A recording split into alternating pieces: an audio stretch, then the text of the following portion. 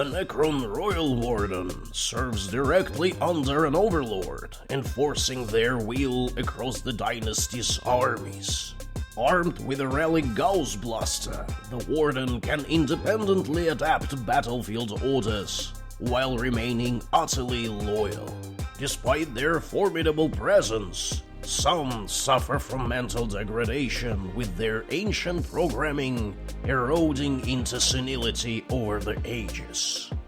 Hello my friends, my name is Max, and today we're going to build the very first Necron miniature on this channel, Royal Warden from the Imperium magazine issue number 1. This mini is not unique, you can buy it separately, I'm pretty sure it was present in the Indomitus box. Today we have a perfect opportunity to build this pal. This is how this sprue looks. Looks very straightforward, however, this is push-fit miniature, and it might have some challenges of its own, so I'm not entirely sure why they decided to place it in the first issue. Seems like they expect people to be able to build it from scratch. Anyways, we shall see how it goes. As always, by the end of this video we will figure out answers for 3 simple questions. Does this mini look cool when assembled? Is it easy and fun to build it? And how does it look next to other minis? The instruction set is fairly informative here. They explain us how to clip stuff out of the sprue and how to do things. And we, of course, are interested into this part. How exactly to build it. We would need to start from bits 1 and 2. I have cleaned up the first 2 bits. This is the back of the torso, so to speak, and this is the shoulders. They should be combined together like this. We gonna glue this rectangular area over here really carefully. There we go. And this is the first 2 bits of our miniature assembled. Next, they want us to add this bit number 3, which looks like a spinal cord, so to speak, and the left arm number 4. I have cleaned up this spinal cord thing. The face should be sitting over here, and there is a huge pin that should go through this hole. I'm going to give it a try. Should be assembled along these lines. I'm just gonna keep pushing. Really carefully. This is our spinal cord in place. Looking very good. We did not have to glue it, but we could if we wanted. And now let's find the left arm number 4. The left arm is cleaned up. This is our skeletal arm, and this is some sort of additional plating. I don't know what it is. And it has a pin. This pin should go somewhere here. Somewhere over here, like this. So what I'm gonna do, I'm gonna press it here, and then I'm gonna put a little bit of glue so it melts. And this way, even if we drop this mini on the floor, it will not disassemble itself, because it will be partially melted. Alright, this is our pal so far, looking very alien. Next, they want us to find the Gauss rifle, or whatever it is, bit number 6. Took me a while to clean up this Gauss gun, and to drill some very nice looking holes over here. And yeah, this is how it looks. We'll have at least 3 points where it will be touching the rest of the mini. Here, here, and here.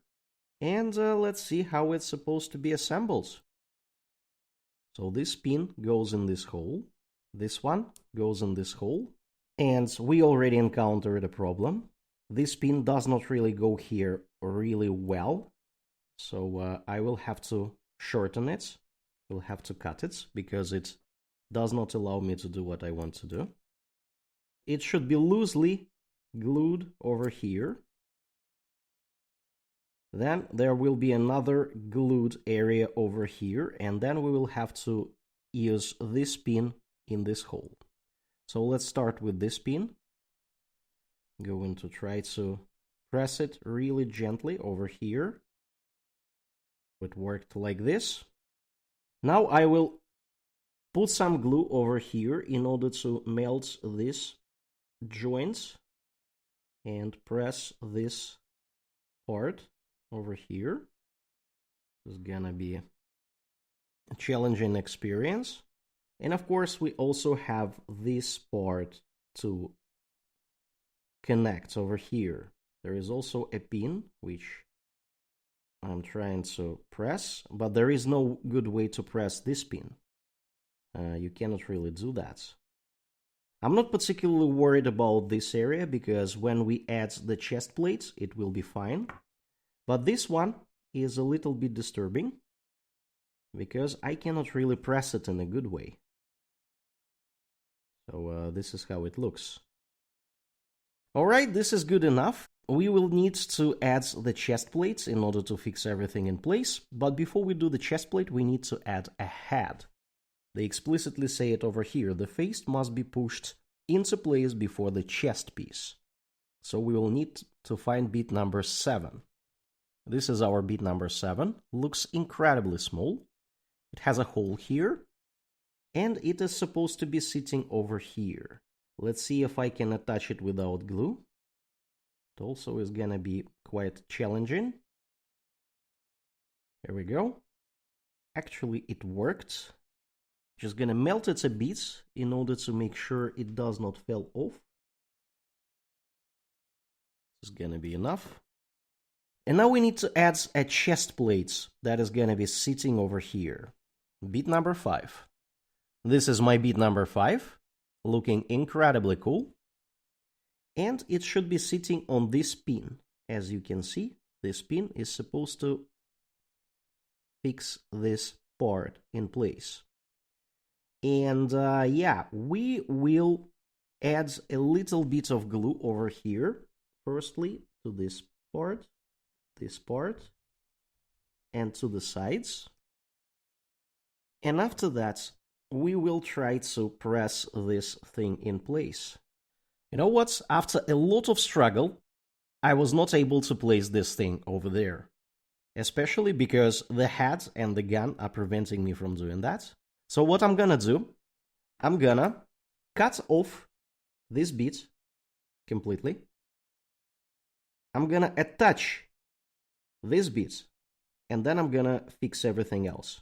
And guess what? I'm not still able to use this pin thing, so I'm gonna remove this completely. And I am going to try to glue it directly. So finally, my chest is in place. And now I need to glue the gun. I will put some glue over here and over here. So this is our lad assembled, more or less. And now we need to drop him on a base. We use a 32mm base. They're very explicit about that. I have just a base like this. And he should be standing over here along these lines. Somewhat like this. I'm going to glue it. And this is our miniature, my friends.